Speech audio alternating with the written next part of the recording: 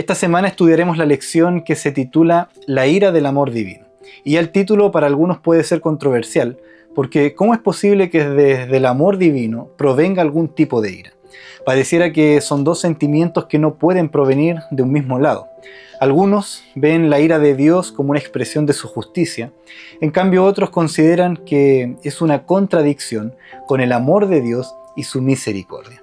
Ahora, ¿cómo podemos nosotros entender que Dios sea un Dios de amor y al mismo tiempo un Dios que siente ira hacia el pecado, que siente ira hacia la injusticia? En este estudio vamos a ver cómo la ira de Dios es una expresión de su amor y su justicia.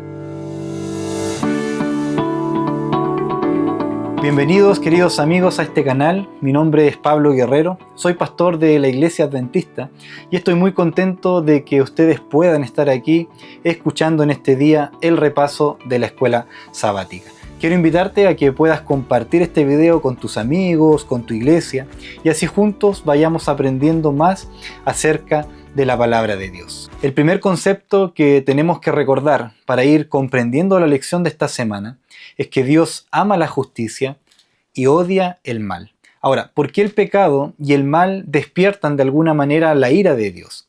La respuesta es clara: lo que Dios más ama es a sus criaturas. Tú y yo somos lo más importante que Dios tiene, y cualquier cosa que haga daño a sus hijos de alguna manera va a causar molestia a Dios. Y el pecado lo único que ha hecho es traer desgracia para la humanidad. El pecado solo ha traído sufrimiento para las personas, para el ser humano. Y como Dios ve nuestro sufrimiento, como Dios ve nuestro dolor, eso crea una reacción de parte de Dios en nuestro favor. Y esa reacción es el despertar de su ira contra el pecado y despierta su ira también contra el mal. Algunos investigadores de la Biblia mencionan algo que aparece en los relatos bíblicos que ellos denominan el ciclo de la rebelión, donde en este ciclo Dios constantemente es provocado a la ira por parte de su pueblo. Ahora, ¿cómo comienza este ciclo? ¿En qué consiste? Primero, el pueblo se rebela contra Dios y hace lo malo delante de sus ojos. Luego, Dios se retira como respuesta a las decisiones que el pueblo ha ido tomando, y luego de retirarse, el pueblo es oprimido por naciones extranjeras. Luego de que el pueblo es oprimido, el pueblo clama, busca a Dios, ¿cierto?, por su liberación, le pide ayuda, y Dios llega para liberar al pueblo. Y lo último que ocurre es que el pueblo, después de su liberación, nuevamente se rebela contra Dios, y algunas veces de peor manera que la vez anterior. Y así constantemente en esta dinámica, por así decirlo, Dios está enfrentando a la infidelidad y a la rebelión de su pueblo. Pero Dios responde con amor, Dios responde con paciencia, y como estudiamos en la lección anterior, Dios responde siempre con una inmensa compasión. El libro de Salmos nos muestra cómo responde Dios ante esta constante rebelión de su pueblo. Y quiero invitarlos a que juntos podamos leer el capítulo o algunos versículos del capítulo 78. En este capítulo nosotros podemos ver un poco del ciclo de la rebelión que mencionábamos anteriormente. El versículo 5 dice: Él estableció testimonio en Jacob y puso ley en Israel, la cual mandó a nuestros padres que la notificaran a sus hijos, para que lo sepa la generación venidera, los hijos que nazcan y los que se levanten lo cuenten a sus hijos. Aquí vemos que la intención de Dios es que su ley se enseñe de generación en generación. Ahora, ¿con qué fin? Para que los hijos que iban naciendo del pueblo de Israel, ellos pusieran su confianza en Dios, supieran que hay una ley que obedecer y nunca se olvidaran de vivir en armonía con los mandamientos de Dios. ¿Para qué? El versículo 8 lo dice: para que no sean como sus padres, ¿cierto? ¿Cómo eran sus padres? Generación terca, generación rebelde, generación que no fue fiel a su Dios. Y que estas nuevas generaciones fueran una mejor versión que la anterior, que fueran mejor que sus padres. Y sigue el capítulo mencionando la rebeldía del pueblo. Desde el versículo 10 en adelante menciona lo siguiente: no guardaron el pacto de Dios, mostrando la rebeldía del pueblo, no quisieron andar en su ley, sino que al contrario, dice, se olvidaron de sus obras, se olvidaron de sus maravillas que les había mostrado. Ahora, ¿cuáles eran las obras o cuáles eran las maravillas que el pueblo de Israel había olvidado? Primero los había liberado de Egipto, los había sacado de la esclavitud del Señor. Después, durante la travesía en el desierto, Dios constantemente estuvo manifestando su poder con su pueblo y ellos pudieron de alguna manera experimentar y ver los milagros de Dios, las señales del cuidado de Dios hacia ellos. Por ejemplo, dividió el mar, los hizo pasar entre medio del mar, los guió de día con una nube, de noche con una columna de fuego. Cuando ellos tuvieron sed, Dios de una piedra les dio de beber. Cuando tuvieron hambre, Dios desde el cielo les dio maná. Cuando pidieron carne, Dios les envió codornices. Entonces constantemente Dios estuvo supliendo las necesidades de su pueblo y mostrándoles señales de que Dios estaba con ellos, que los estaba acompañando. Y a pesar de todo lo que Dios hacía por su pueblo, ¿qué es lo que hacía el pueblo de Israel? Volvía a pecar contra Dios, volvían a rebelarse, y la dinámica del pueblo de Israel, específicamente en el desierto, era así. Se quejaban, Dios les proveía y se rebelaban. El versículo 34 dice: si los hacía morir, entonces buscaban a Dios, entonces se volvían solícitos en busca suya, y se acordaban de que Dios era su refugio, que el Dios Altísimo era su Redentor.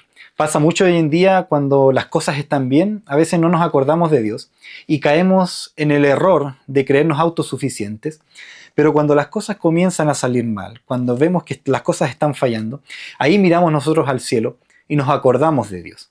¿Y qué es lo que hace Dios? Versículo 38. Pero Él, dice, misericordioso, perdonaba la maldad y no los destruía. Apartó muchas veces su ira y no despertó todo su enojo.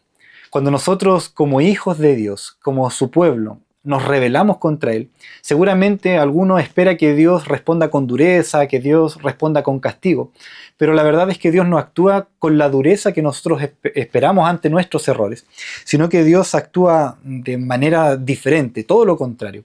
Él muestra paciencia, muestra amor, ofrece su misericordia, ofrece su perdón. Y esa misericordia que Él ofrece nos recuerda que a pesar de nuestros errores, a pesar de nuestra rebeldía, a pesar de nuestra indiferencia, siempre podemos volver a Él, porque Dios no se cansa de perdonar.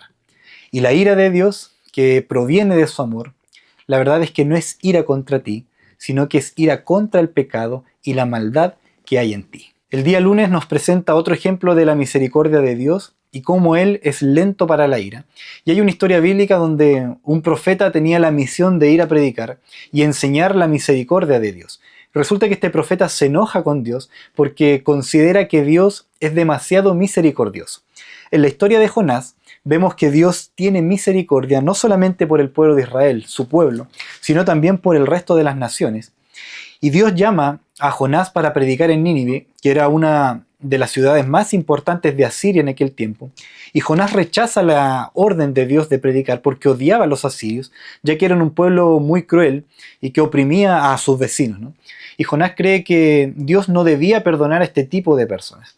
Y todos conocemos la historia de Jonás, que después está dentro de un pez, ¿cierto? Y dentro del pez él se arrepiente, decide ir a predicar a Nínive, y los ninivitas aceptan el mensaje, se arrepienten de sus malos caminos, y Dios, al ver que se habían arrepentido, toma la decisión de ya no destruirlos. Y tal vez Jonás esperaba que Nínive no se arrepintiera, pero cuando él ve lo que ocurre, ve la misericordia de Dios con ellos, dice la Biblia que se disgustó en extremo y se enojó.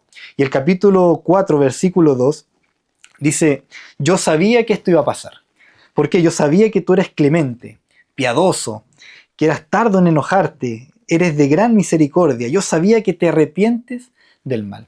Si hay una lucha hoy en día de los cristianos o no cristianos, es cómo Dios puede perdonar o tener misericordia o amar a gente que hace daño o que nosotros consideramos mal.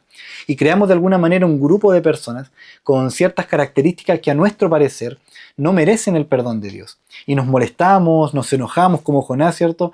Porque Dios muestra misericordia hacia ellos cuando aparentemente no lo merecen.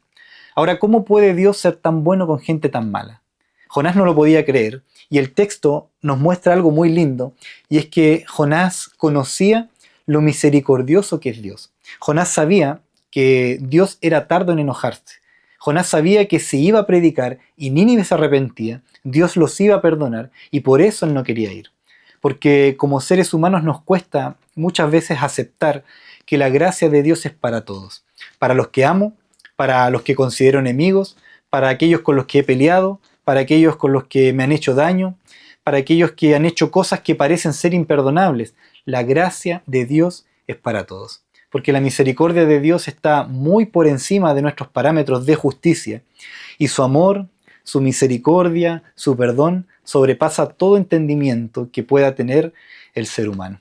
La historia de Jonás nos muestra que muchas veces el principal obstáculo en la predicación del Evangelio es el mismo mensajero. Cuando Jonás se enoja, Dios le dice: ¿por qué te enojas? ¿Haces bien en enojarte tanto?, le pregunta.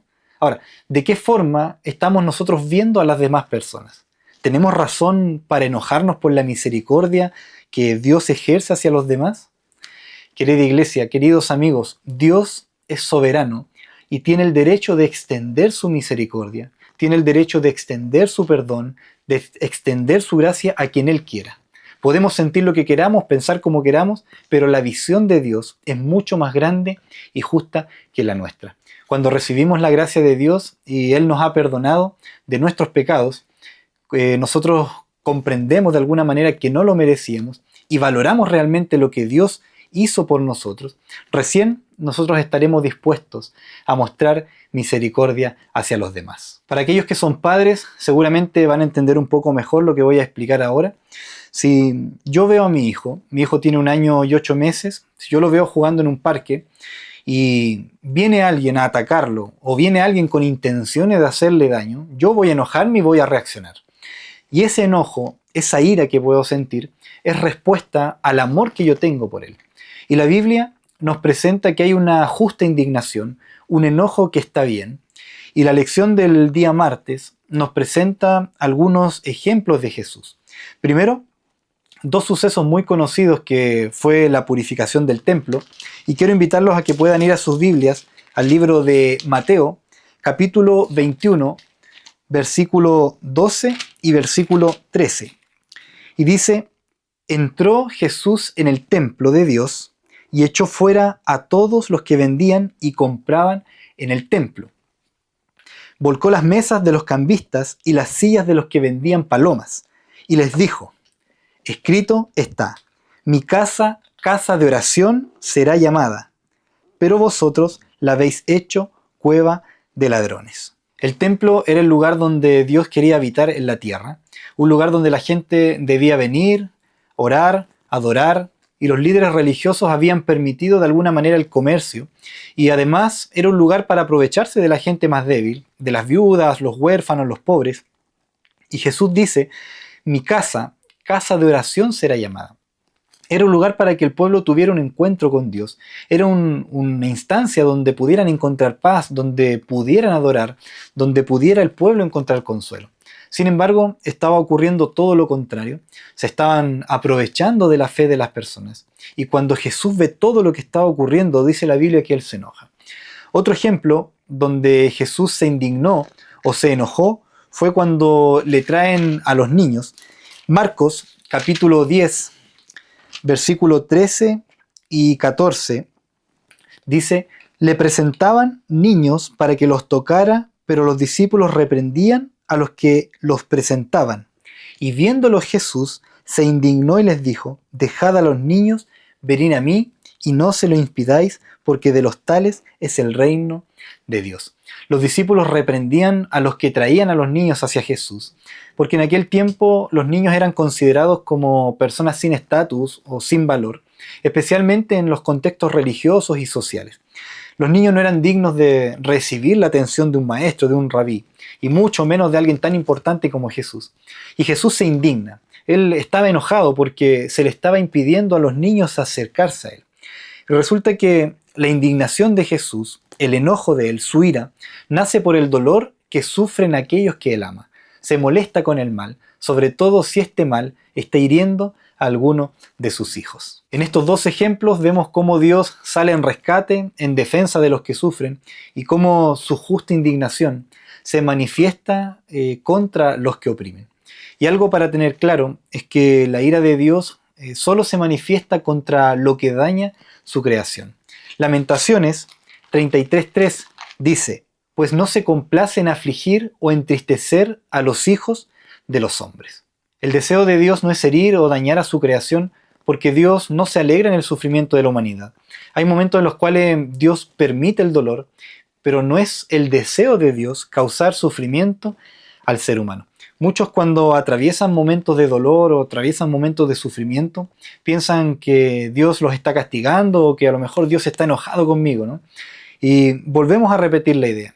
La ira de Dios no es para hacer sufrir al ser humano, sino que la ira de Dios es porque hay pecado en el mundo. O sea, si el mal no existiera, tampoco existiría la ira de Dios. Y eso es lo que nos presenta el último día de la lección, que el plan de Dios es acabar con el mal. Y junto con eso desaparece también la ira.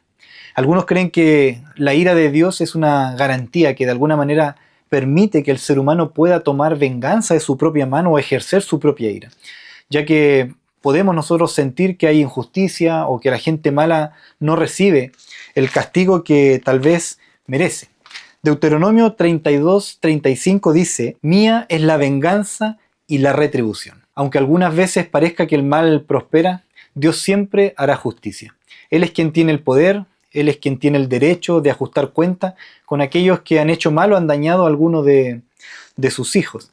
Y este versículo nos recuerda que Dios siempre tiene el control y que la justicia va a llegar a su tiempo, porque Dios no es indiferente a la injusticia.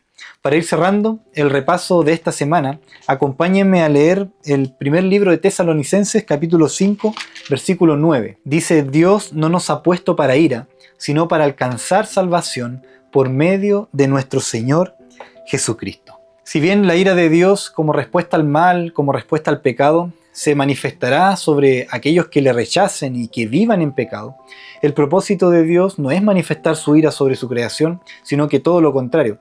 El deseo y el propósito de Dios es que todos se salven y que podamos nosotros acceder a ella por medio de Jesús. Queridos amigos, muchas gracias por acompañarnos hasta aquí. Que Dios les bendiga grandemente, que tengan un muy lindo comienzo de semana y nos encontramos la próxima semana en un nuevo repaso de la escuela sabática. Un abrazo.